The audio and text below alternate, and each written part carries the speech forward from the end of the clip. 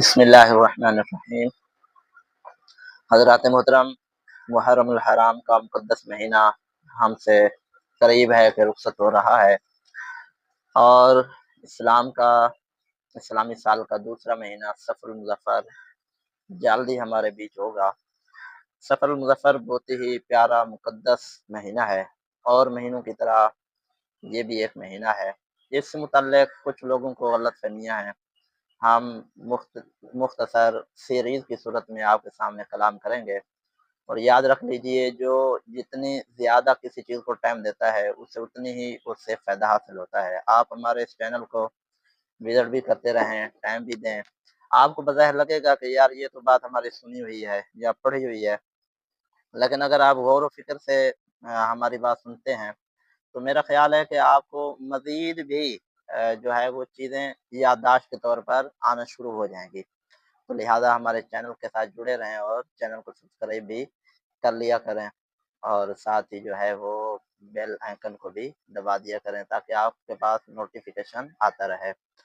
मैं बात कर रहा हूँ सफ़रुल मुज़फ़्फ़र के हवाले से। इसके हवाले से ज़माना जahलियत में मुख्तलिफ़ जो है वो बातें कही जाती थी। हत्ता कि सफ़रुल मुज़फ़्फ़र से मुतल्लिक़ ज़माना जahलियत में यहाँ तक था कि लोग सफ़र के महीने में अपने-अपने घरों को छोड़ देते। अपने घरों को वीरान छोड़ देते। वो ये समझते अगर घरों में रहेंगे तो बलाएँ आएँगी।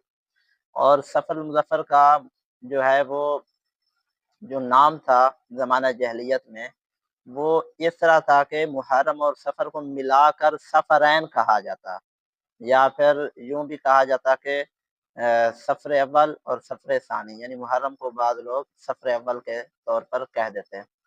और मुहर्रम अल हराम भी मुक़द्दस महीना है। अच्छा, फिर यहाँ तक भी ज़माना जahलियत में हालात व वाक़ियात हमने पढ़े किताबों में कि लोग इस महीने के अंदर दूसरे लोगों से जंग करने चले जाते हैं और अपने घर को वीरान छोड़ देते हैं और इससे ये मुराद लेते हैं कि अगर हम घर रहेंगे तो हम मारे जाएँगे, हमें नुकसान पहुँचेगा, लिहाज़ा हमें जंग की हालत में जाना चाहिए। मुख्तलिफ़ अवहाम तवहुमात पाए जाते रहे और फिर इस्लाम आया। इस्लाम ने वाज़ेह तौर पर कह दिया ला सफ़र, कि सफ़र में कोई ऐसी चीज़ नहीं है जो तुम्हें नुकसान दे। जब तक रब ना चाहे तो कोई किसी चीज़ को नुकसान नहीं पहुँचा सकता। सफ़र भी एक महीना है और इसके अंदर मुख्तलिफ़ लोग बातें करते हैं। लिहाज़ा आप बिल्कुल सफ़रुल मुज़फ़्फ़र के हवाले से कोई बदशगुनी ना पालें। इंशाअल्लाहुल करीम रब ताला से अच्छी उम्मीद रखेंगे, क्योंकि हमारा मुसलमानों का अक़ीदा है कि रब के चाहे बगैर ज़रा भी नहीं हिल सकता और रब जब तक जो है ना चाहे तो किसी को नुकसान भी नहीं पहुँच सकता। तो खुशी और गमी हकीकतन रब की तरफ से है।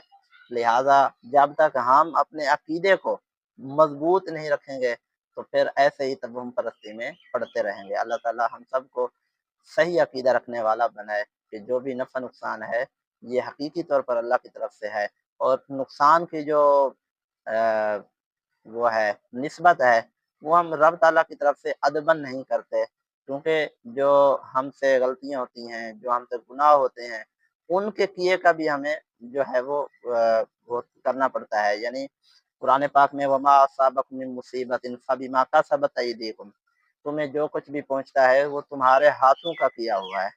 तो वयाफ़ु अन कसीर, रब ताला तो बहुत कुछ मुआफ़ कर देता है। तो हमारे ये नामे अमाल का नतीजा है। सच है कि बुरे काम का अंजाम बुरा है। अल्लाह ताला हमें बुरे कामों से महफ़ूज़ रखे और बदशगुनी लेने से महफ़ूज़ रखे। आमीन बिजाह नबी अमीन सल्लल्लाहु अलैहि वसल्लम।